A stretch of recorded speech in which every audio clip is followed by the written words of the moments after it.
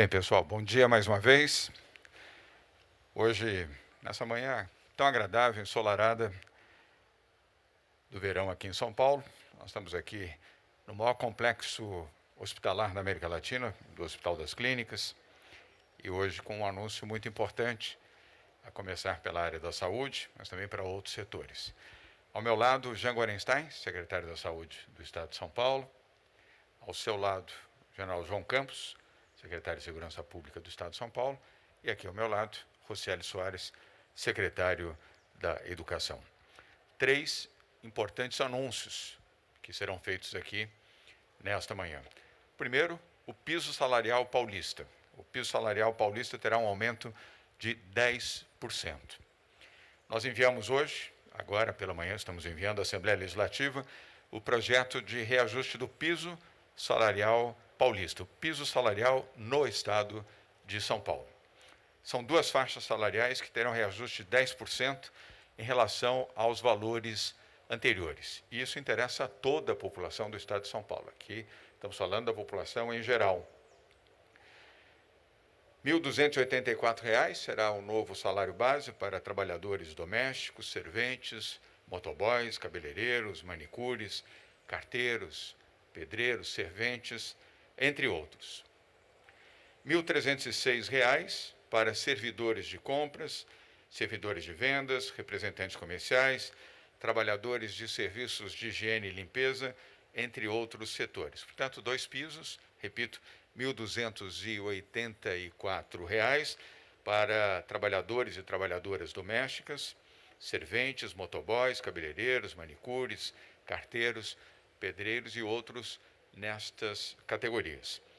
R$ 1.306 para supervisores de compras e vendas, representantes comerciais, trabalhadores de serviços de higiene e limpeza, entre outros setores correlatos. Esclareço que o piso salarial paulista, o chamado salário mínimo, é maior e superior ao piso nacional. O piso nacional é de R$ 1.212.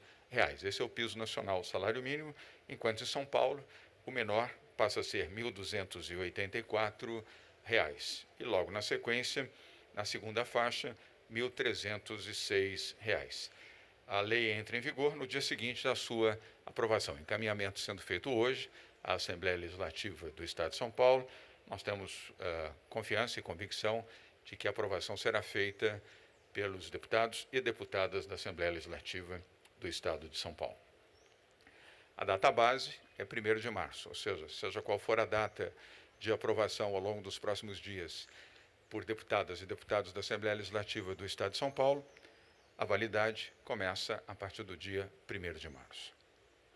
Segunda informação, o Governo do Estado de São Paulo também encaminha nesta manhã à Assembleia Legislativa do Estado de São Paulo reajustes salariais para os setores de educação, saúde, o que justifica onde estamos aqui no ambiente do Hospital das Clínicas, em São Paulo, segurança pública e demais servidores estaduais.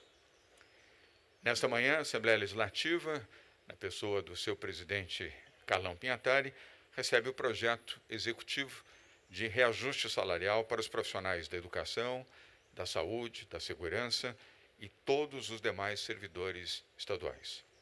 São cerca de 700 mil servidores no Estado de São Paulo e que serão beneficiados com esta medida apresentada à Assembleia Legislativa e, repito, válida a partir de 1º de março. Na educação, um aumento de 73% no salário inicial. Por isso estamos aqui com o secretário da Educação para que ele possa dar mais detalhes a esse respeito. Saúde e segurança pública, aumento de 20%. Todos os demais servidores, aumento de 10%. A valorização das carreiras aqui apresentadas foi possível graças às medidas fiscais e administrativas e enxugamento da máquina pública que fizemos aqui em São Paulo em 2019, com a reforma previdenciária, e em 2020, com a reforma administrativa e a reforma fiscal. Foram essas reformas que permitiram também que São Paulo tivesse um caixa de 53 bilhões de reais para realizar investimentos em todos os setores da sua atuação, notadamente nas áreas de saúde, educação, habitação social, meio ambiente, segurança pública, cultura, esportes e proteção social. As medidas passam a valer tão logo tenhamos a aprovação da Assembleia Legislativa, mas, repito, a data base é 1º de março, seja qual for a data de votação e aprovação na Assembleia Legislativa do Estado de São Paulo. Estamos também convictos de que teremos a aprovação da Assembleia para estes projetos ligados às áreas de educação, saúde, segurança e todos os servidores públicos do Estado de São Paulo. Terceira informação desta manhã, também enviamos nesta manhã para a Assembleia Legislativa do Estado de São Paulo o projeto da nova carreira docente para educação, e é o tema que terá o Roscielli na resposta a perguntas de vocês, que além do aumento de 73% do salário inicial da educação, o projeto que vai para aprovação da Assembleia Legislativa do Estado de São Paulo inclui a criação da nova carreira docente. Desta nova carreira docente, desempenho e desenvolvimento de competências serão combinados para definir aumentos salariais e avanços na carreira de cada professor, ou seja, meritocracia. Por exemplo, profissionais com mestrado e doutorado terão acréscimo de 3% a 5% sobre aqueles que têm apenas a licenciatura. A adesão será opcional para quem já está na rede pública de ensino. Medidas também positivas e construtivas de uma boa gestão, de uma gestão que confere vantagens e benefícios adicionais àqueles que têm o seu melhor desempenho, além de frequência no seu ambiente de trabalho. Eu vou agora passar rapidamente para uma breve exposição. Seremos breves para atender as perguntas que aqui estão, começando pelo Roscielli Soares, secretário da Educação de São Paulo. Roscielli. Bom dia, governador. Bom dia a todos. É um prazer estar aqui numa data tão importante, né? A nova carreira dos profissionais da educação envolve os professores, os diretores e supervisores. Nós já tivemos uma carreira nova aprovada aos agentes de organização no ano passado e todos esses serão beneficiados, governador, com a nova carreira, uma carreira moderna com muito mais valorização. Esse salário inicial ele passa a ser um salário inicial bastante considerável e com um reconhecimento ao longo da carreira baseada nas melhores experiências mundiais, né, com avaliação de competências. E isso é certamente uma das carreiras mais modernas que nós teremos no Brasil em relação à educação. E é importante destacar, governador, que para a carreira antiga, para quem permanece na carreira antiga, obviamente nós teremos ainda o reajuste dos 10% sendo aplicado, né, dentro da educação, assim como para os aposentados da educação e também aplicação do piso com forma de pagamento complementar, como tem sido feito desde 2018, para aqueles que desejarem permanecer na carreira antiga, né, no valor de 33,2%, aqueles que estiverem abaixo do valor do piso nacional da educação. Portanto, são 3 medidas importantes para a área da educação, mas a mais importante delas, sem dúvida nenhuma, é olhando para o futuro com uma carreira nova e moderna, governador. Bom dia a todos. Obrigado, Roscielli. Na sequência, agora, vamos ao Jean Gorenstein, falando sobre o tema da saúde e o aumento a todos os profissionais de saúde pública no Estado de São Paulo, a partir de 1º de março, no valor de 20% adicional aos seus salários. Bom dia, governador. Bom dia a todos. Esse é um momento muito significativo. E estar aqui é emblemático. Porque há 2 anos, governador, nós tínhamos todo esse complexo vazio e todas as reuniões de corpo clínico aconteciam aqui para se definir as estratégias para se atender os casos de Covid, que esse hospital foi o primeiro a albergar os grandes pacientes graves de todo o estado. Eu sei, como médico do SUS, o quanto o senhor, quanto o vice-governador Rodrigo Garcia se empenharam para otimizar ainda mais os valores dos profissionais que há mais de 20 anos não tinham o reconhecimento. E reconhecimento é respeito. E nesse momento, é um gesto de gratidão a todos aqueles que se expuseram a risco, que se expuseram, como eu, ao risco de levar para suas casas o Covid, enquanto todos ficavam em casa. Então, é um agradecimento muito grande, como representante da área da saúde no Estado de São Paulo, como gestor público, em nome de todos os profissionais da área da saúde, sejam eles administrativos que continuaram no fronte, nos ajudando a fazer as licitações, as compras, até aqueles que estavam literalmente no fronte nos ajudando. Então, é o nosso agradecimento fraterno, é o reconhecimento do seu trabalho, porque o senhor também reconheceu o nosso. Muito obrigado. Obrigado, Jean Gorenstein. E agora, concluindo, o general João Campos, secretário de Segurança Pública, lembrando que todas as forças de segurança do Estado de São Paulo passam a ter, a partir de 1º de março, um aumento de 20%, incluindo os agentes penitenciários. General João Campos. Senhor governador, senhoras e senhores, bom dia. Uma gratidão, governador. Na nossa primeira conversa, ainda em 18, a primeira coisa que o senhor me falou foi valorização dos policiais. E naquelas circunstâncias veio a primeira tona, o reajuste dos salários dos policiais. Mas o senhor fez mais. O senhor fez mais. O senhor aplicou a maior quantidade de recursos, um recurso vultoso em investimento nesses 3 anos. Algo inigualável. O senhor trouxe soluções novas para problemas velhos.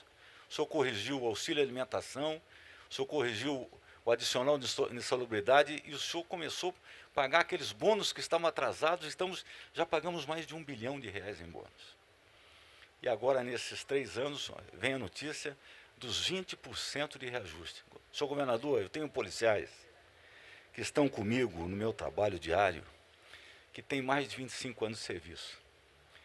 Uma policial, uma sargento, veio chorando. General, foi o maior reajuste da minha vida profissional. Tem o nome dessa policial e de todos eles a nossa gratidão. Muito obrigado. Obrigado, general João Campos. É sensível suas colocações. Bem, nós vamos à coletiva agora com as perguntas e os jornalistas que já se inscreveram, começando com a Rádio CBN, TV Cultura e UOL, e começando, portanto, com a Natasha Mazaro, da Rádio CBN. Natasha, bom dia. Prazer ter você aqui. Boa semana, apesar de ser uma semana curtinha, boa semana para você. Mas eu estava ali trabalhando a semana Atenta. inteira. Bom dia a todos. Governador, em relação ao reajuste de 10% dos servidores, uma dúvida, atinge os servidores do judiciário também, esse reajuste de 10%? E aí, aproveitando também a coletiva, queria uma avaliação do senhor em relação ao resultado do Saresp. O resultado, infelizmente, apontou aí uma piora nos índices, uma avaliação do senhor e o que o governo do Estado vai fazer para recuperar o aprendizado desses estudantes. E além, também queria aproveitar, já que essa semana a gente não vai ter a coletiva no Palácio dos Bandeirantes para falar das medidas da pandemia, em relação aos estudos sobre o fim da obrigatoriedade do uso de máscaras em ambientes abertos. Em pé que estão esses estudos? Tinha aí uma previsão que até final de março teria aí uma flexibilização, mas tinha um carnaval no meio do caminho. Infelizmente, vimos aí muitas aglomerações, inclusive blocos clandestinos em muitas cidades, inclusive aqui na capital paulista. E aproveitando a presença do general, se tem algum balanço, se a PM atuou na dispersão de blocos clandestinos aqui em cidades do estado?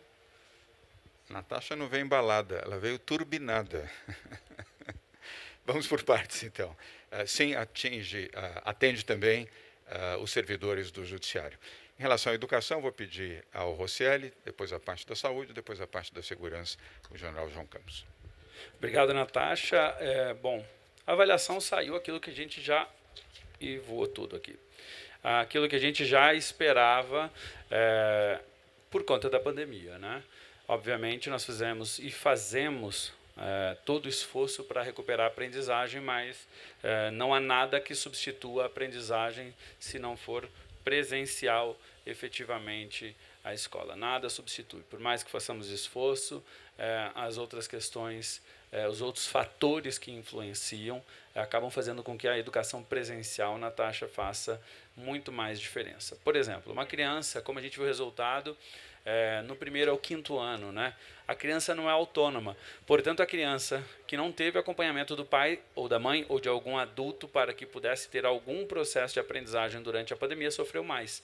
E, portanto, especialmente na matemática, que requer ainda mais acompanhamento, especialmente quando menores, as crianças, não ter um adulto próximo, porque o adulto teve que ir trabalhar, porque não teve condições de ficar com o filho para fazer o processo de aprendizagem, como alguns pais ou mães têm oportunidade, aqueles que não tiveram, obviamente, o impacto é maior. Então, existem fatores que são externos ao próprio processo de educação, como a gente enfrentou.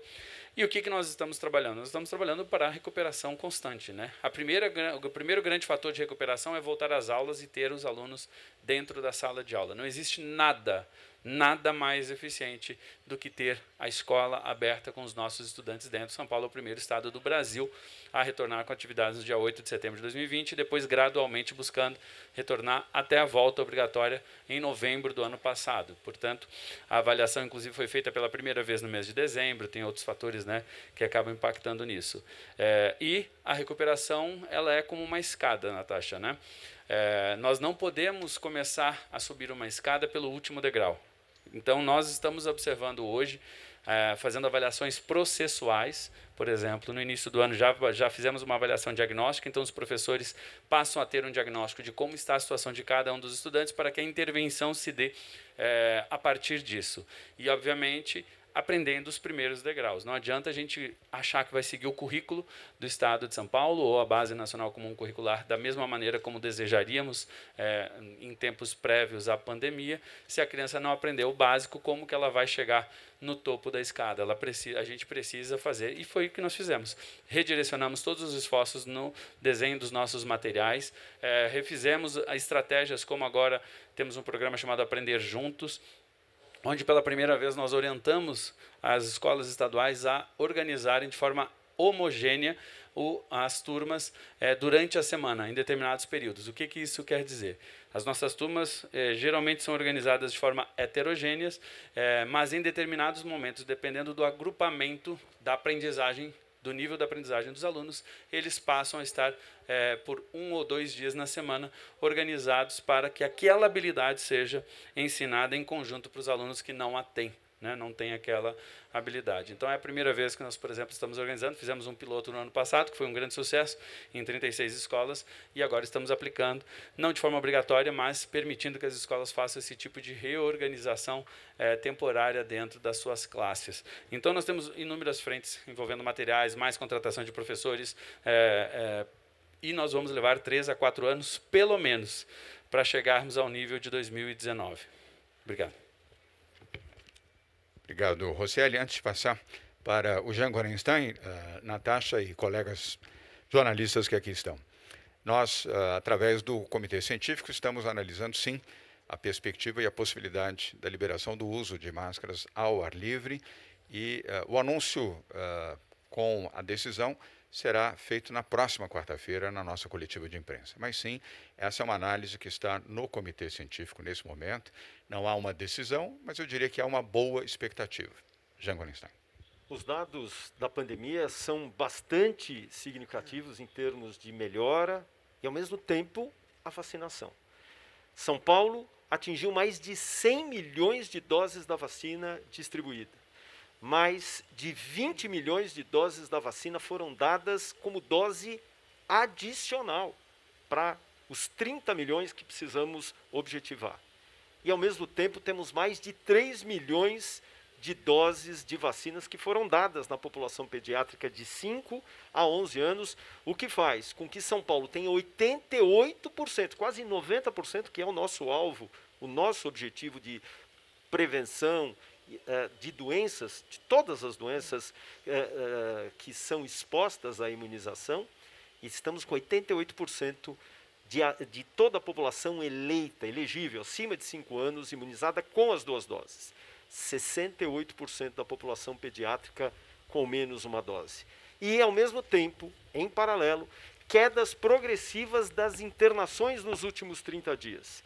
Estamos hoje com uma queda de 62% nas internações nas enfermarias e 52% nas internações de UTI, mostrando que vacinar foi a melhor escolha. E é baseado nisso que o comitê científico analisa para essas medidas de retomada das nossas atividades, não de um novo normal, mas de um normal, possam sim acontecer. Obrigado, Jean. General Campos. Grato, Natasha, pela pergunta. Você está me dando chance de falar alguma coisa da Operação Carnaval. Sempre que há um evento desse tipo, há um acréscimo de tropa atuando em todos os sentidos, particularmente visando litorais, balneários, eventos no interior. Me lembro na minha pequena cidade do interior, aqui tinha fila quilométrica para atingir um waterpark, a polícia estava lá ajudando. Essa operação, no contexto dela, existe uma específica chamada Paz e Proteção. Ela aconteceu nesse carnaval, acontecerá no próximo final de semana, aconteceu em todos os finais de semana anteriores. São aqueles que visam evitar que aconteçam os tais pancadões. E são milhares que acontecem no estado todo, em todo final de semana. Então, houve sim atuação na Operação Paz e Proteção. Eu não tenho os dados aqui, quantos foram, onde foram, mas eu sei que houve, o próprio comandante-geral já tinha me informado isso. Ou seja, é o nosso trabalho. É tentar evitar que aquela aglomeração aconteça. E depois que ela acontece, infelizmente, nós temos que fazer a contenção próxima para que não haja danos colaterais nas áreas lindeiras. Ou seja, trabalhamos sim nesse sentido. Muito obrigado.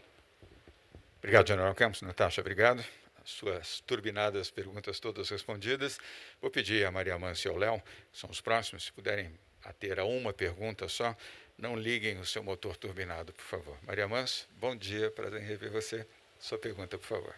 Está linda de azul, desculpa fazer esse bom comentário. Bom dia. Eu vou pedir um favor de fazer pelo menos 2 perguntas, por favor. Pegando o gancho do Dr. Jean da importância da imunização, eu queria saber do general como é que está a investigação em relação aos policiais que, mesmo trabalhando diretamente com a população, optaram por não se vacinar contra a Covid. E assim como a Natasha perguntou sobre os funcionários do Judiciário, eu queria saber se os funcionários das fundações ligadas ao Estado vão receber os 10%. E, se der tempo, o senhor fala se alguma família de ucraniano pediu ajuda para voltar para São Paulo, que o senhor tinha oferecido essa ajuda. Tá bom. Vamos começar então, General Campos. Sem nenhum problema. Grato, Maria Amância. Na última coletiva no Palácio, creio que você até estava lá quando o governador respondeu essa pergunta. Mas especificamente sobre a investigação preliminar. Isso visa as corregedorias verificaram com cada um quais os motivos que o levaram a não estarem vacinados. Há vários motivos. Alguns não puderam, outros não quiseram. Ou seja, então nós estamos exatamente levantando em que situação está de cada um deles. É nesse pé que estamos agora. Não, o trabalho não está fechado ainda, que são 1.000 e poucos policiais e para 2 corregedorias. Continuamos no trabalho.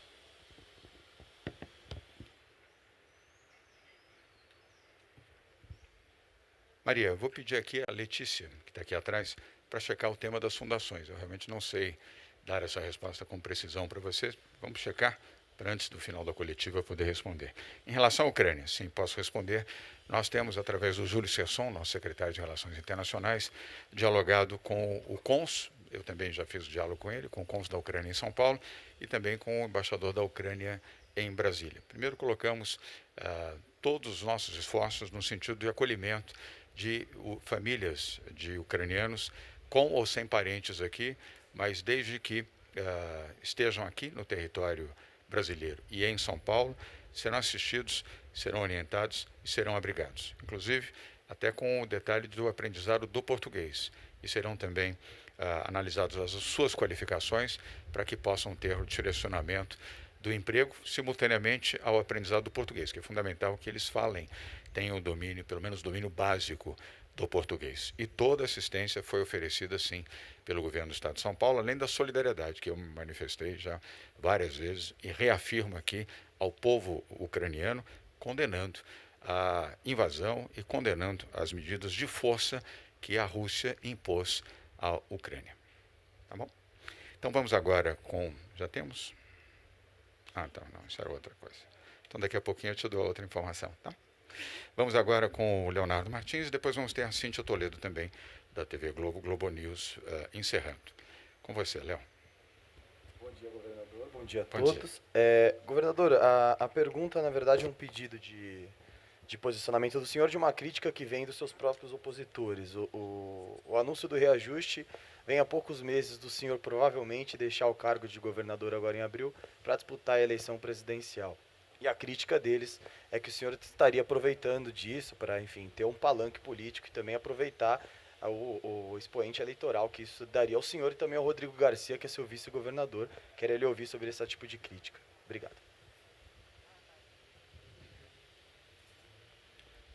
Léo, evidentemente que é improcedente. Se procedente fosse, tanto o governador quanto o vice deveriam parar de trabalhar 6 meses, 10 meses, 12 meses, 18 meses antes da eleição, porque qualquer trabalho que se realize, qualquer benefício que se proporcione à população em qualquer nível, pode ser encarado como uma medida de ordem eleitoreira. Portanto, é absolutamente infundado. Todas as medidas do governo do Estado estavam previstas, programadas, e todas serão executadas. O governo continua trabalhando, o governador, o vice-governador, toda a sua estrutura operando e trabalhando pelo bem da comunidade dos brasileiros que vivem em São Paulo. Portanto, essa colocação é absolutamente fora de contexto. Se ela fosse verdade, nós teríamos que nos afastar completamente do governo e até o próprio governo teria que ser paralisado. Não se faz mais nada porque qualquer ação do governo na saúde, na segurança pública, na educação, aos servidores, na cultura, no meio ambiente, poderia ser considerado como um ato eleitoral. É totalmente improcedente isso e lamento que pessoas fiquem perdendo seu tempo com esse tipo de análise. Não é o seu caso que você fez a pergunta, mas me refiro àqueles que evocam esse tipo de colocação. Então, Léo, obrigado pela pergunta. Antes da Cíntia, eu já tenho informação para a Maria Manso. Maria Manso, é caso a caso.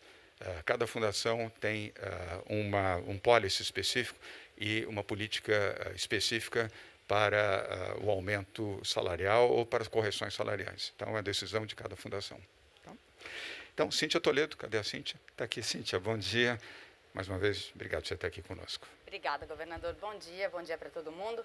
Governador, minha pergunta é em relação ao uso de máscara nas escolas. O senhor disse que vai sair a decisão em relação a espaços abertos na quarta-feira, né? Que o senhor vai anunciar, até se desse para adiantar alguma coisa, está tão pertinho quarta-feira. E em relação às escolas, como é que isso fica? E queria pedir para o secretário Russelli também detalhar esse plano de carreira para os professores. Ok, eu vou pedir ao Russelli até que possa responder as duas com um comentário do Jean Gorenstein, Cíntia, mas eu queria antecipar que na terça-feira da próxima semana nós teremos a reunião do comitê científico.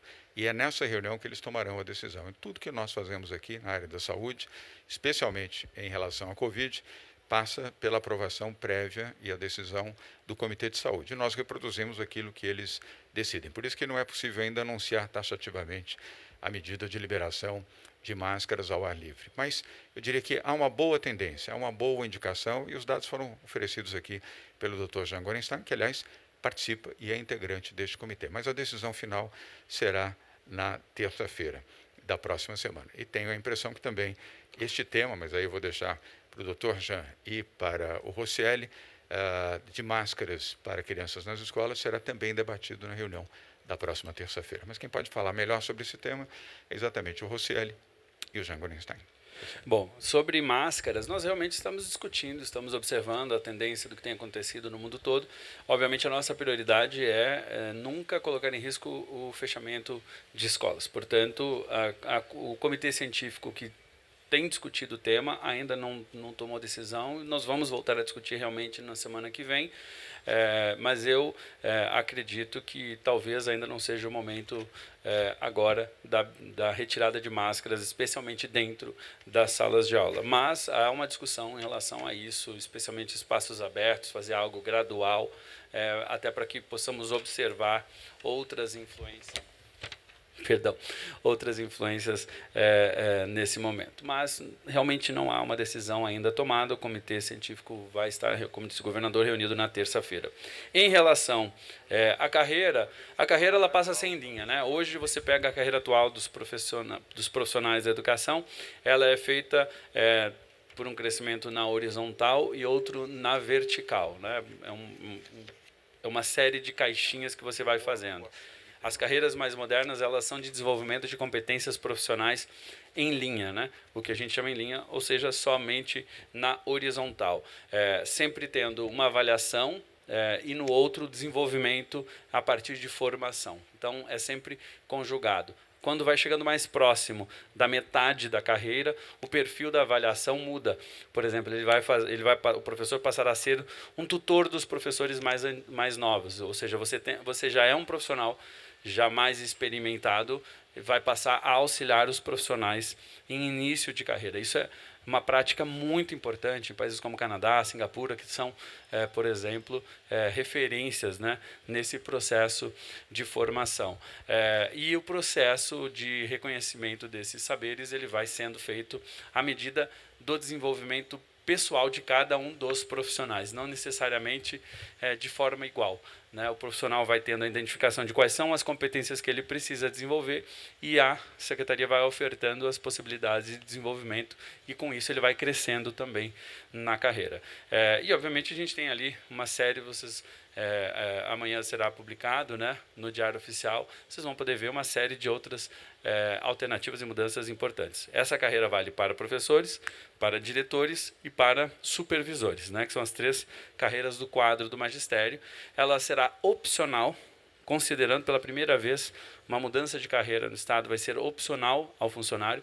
Se ele entender que é mais vantajoso para ele permanecer na carreira atual como está, porque em X tempo ele vai ter algum crescimento X que para ele possa valer mais a pena, vai ser uma decisão dele, portanto, mudar ou não para a nova carreira. Isso porque a carreira tem realmente algumas diferenças. Ela é por subsídio, ela não é por remuneração, por exemplo. Então, ela não tem determinados tipos de vantagens, mas ao longo da carreira, o professor vai ganhar muito mais do que ganha na carreira atual, especialmente para quem está no início da carreira. Obrigado. Obrigado, Rosselli. E complementando a pergunta feita pela Cíntia, Jean Gorenstein. O governo do Estado de São Paulo tem uma preocupação e uma atenção muito grande com esse público pediátrico, até porque o objetivo é ter segurança dessas crianças e a manutenção das aulas. Nós temos que manter as aulas funcionantes para o aprendizado, para o desenvolvimento dessas crianças, e por isso a segurança se faz de uma forma premente. O comitê científico avalia não só os dados relacionados à própria pandemia, mas também relacionados ao progresso da vacinação. E dessa maneira, até a discussão de formas graduais de retirada de máscaras nesses ambientes escolares vem sendo discutida para que essa garantia de proteção seja mantida. No momento certo, na hora certa, será, portanto, divulgado. Obrigado, Jean Gorenstein. Obrigado mais uma vez, Rosselli Soares, respectivamente secretários da Saúde e da Educação. Cíntia, obrigado pelas perguntas. Queria agradecer aos meus colegas jornalistas pela presença aqui, numa manhã agradável, aliás, um clima agradável, temperatura, tudo extremamente agradável. Como é agradável aqui o ambiente do Hospital das Clínicas. Tom Zé, obrigado por nos receber aqui. Elo Bonfá e toda a equipe, diretores, inclusive membros do Conselho, médicos e profissionais, enfermeiros que aqui acompanham também, muito obrigado por estarem aqui participando e acompanhando essa coletiva de imprensa. Afinal de contas, a boa notícia para a área da saúde é que temos, a partir de 1º de março, 20% de melhoria salarial para todos os profissionais do Estado de São Paulo. Uma medida importante e, mais do que importante, justa. Obrigado, um bom dia. Nos veremos na próxima quarta-feira na nossa coletiva de imprensa lá no Palácio dos Bandeirantes. Bom dia para vocês, desde já, bom final de semana. Obrigado.